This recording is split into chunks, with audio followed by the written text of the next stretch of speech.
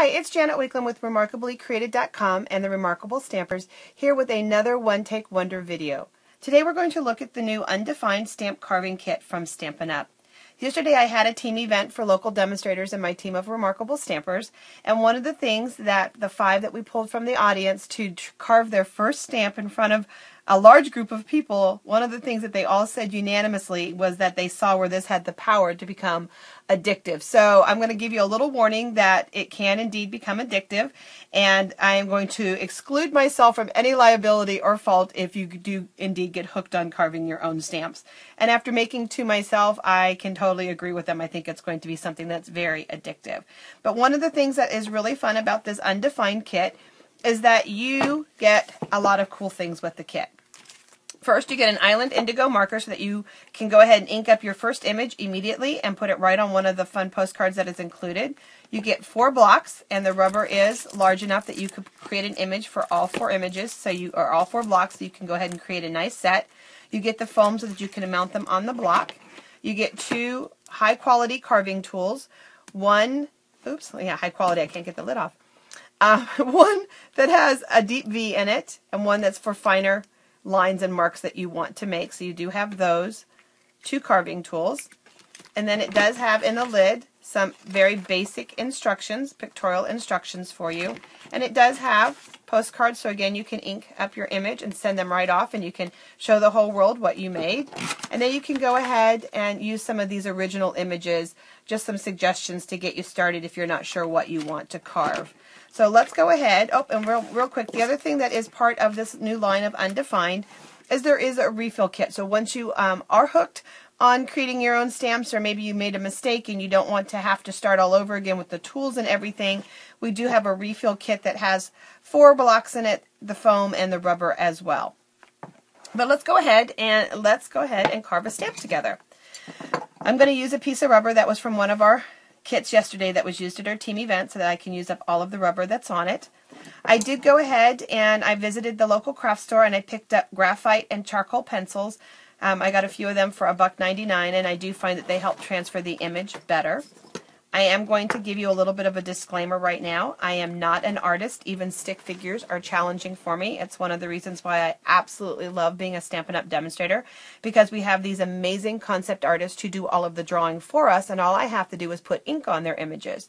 So instead of freehand drawing an image on a piece of paper, I went ahead and I went out on stock images and clip art, and I looked for images. And, you know, go figure, people that know me who are watching this are going to go, oh, shoes, yeah, Jan.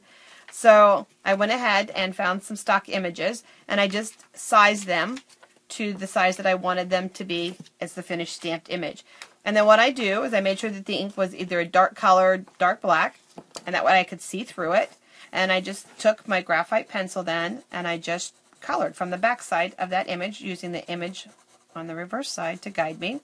One of the suggestions from those that demoed yesterday would be that if you do have a light box in your stamping arsenal, or your crafting arsenal, that a light box, if you're using my technique of clip art, would be very helpful. One of the gals made this beautiful Scottish shield. And it was funny, yesterday out of the 5, one tackled a very difficult project, one did a medium, one did just a simple smiley face, one did a simple jack-o'-lantern face, but it was just fun to watch just how they managed to pull these off. Oh, and we had a really cute turtle. That was part of the 5 that happened. So let me just keep coloring here for just a second. And I'm just kind of got the pencil on its side. I'm just going to bring it all the way in. So that's exactly how I did it, is just coloring just like so. And we'll just do a little bit more here. I know you guys are going, I know how to color, Jan. You should have finished this piece ahead of time. And we're just going to put that line. So there you go. I've colored it with the charcoal. And now I'm going to take it onto, I had this size once before, onto my rubber piece. And I'm going to lay it down. And I'm going to give it a good rubbing. And I can already see where I went off the edge. But you're going to get a feel for how to carve. And then I'm through the magic of television, I'm going to show you some finished ones. So you can see that I have the charcoal image here. And now I'm going to go ahead and I'm going to start with my deep V tool, and keeping it just at an angle. It's very, very soft rubber, and you're going to very easily be able to work with it. And you're just going to be able to slide it in. One of the questions that came up as we were working with these yesterday was, how deep do you carve? And there's no real rule about how deep you can carve or how deep you carve for the outline or the image. One of the things is that if you start shallow, you can always go deeper, but if you cut too deep, then obviously you can't go back. But the deeper the edge, the cleaner the line around the edge of the stamp and the less chance of collecting any kind of shadows once you add the ink. The other thing that I have found is if you notice I'm turning the stamp, I have found that when I'm trying to do curves, that if I turn the stamp instead of the tool, then that works really good for me. So I'm just going to go back through just a little bit, just like so. And so I've got my lines around it. I'm going to take my smaller line, detailed one, and I'm going to just get this little inside, make sure I've got the V, inside piece here, because I just want a little bit of a finer line. And you can see the difference. I wanted you to see the difference, that this is real narrow line. And let's just see if I can do it on the rubber itself so you can see the difference. Here you can see this thin line. It's just a real small detail. Whereas this one, you can see, is a wide piece just like that. And then once you have your image the way you want it to be, you're going to take some sturdy scissors and you're just going to cut around your image. And of course this is the one that I went off, so you're just going to cut around your image just like that. Once you have your image, you're going to take and put it on to sticky foam just like that. And then you're going to cut around it again. And then once you have it on the sticky foam, let's set this aside, you're going to peel the sticky foam off. You're going to put it on your block just like so. And now you're going to take your marker that came with the kit, or any other stamps, inks, markers you have, but we're going to just use the Island Indigo for right now.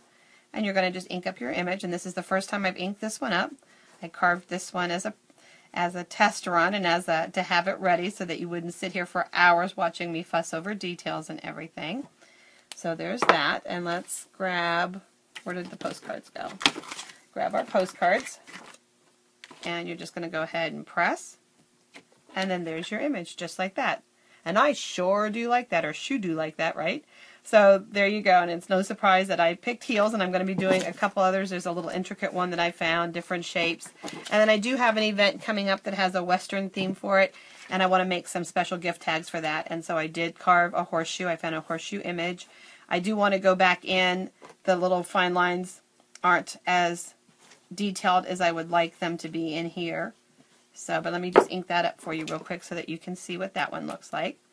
I do have a board on my Pinterest page. If you find me, Janet Wakeland, on Pinterest, you can look at my Undefined board, and I've been collecting tons and tons of images to help inspire you, and it is just absolutely amazing what people are finding to carve in their stamps. You can also visit remarkablycreated.com for easy links to all of my different boards that I have out there, my Facebook page and Pinterest and things like that. And then just a few tips for you on how you might want to use these. One of the teammates that was at the meeting yesterday has a sister who is an author, and she is also an artist, so she is blessed to be both an author and an artist. And when she does book signings, she usually does make her own little character stamp, boy, that's tough to say, of one of the characters in her books, and she stamps that as she signs her name. So I thought that was a very clever use. And so you may have your own need for a character and you want to do book signings or something like that. You may be a scout leader, and I'm sure carving your own stamps fits nicely into one of the badges that Girl Scouts or Boy Scouts do. As artist teachers, as you study the history of different kinds of art, stamping is definitely an art form that's been around for a long time in different ways with lithographs and letter presses, potato stamping, and things like that. And so this might be a fun project for your art students. And just for those of you that are homeschooling as well, this could be a great art project that involves some actual stamp carving and then creating images and things like that. So I can see lots and lots of uses for when you would want a very specific image, and then also just how to use them for educational purposes.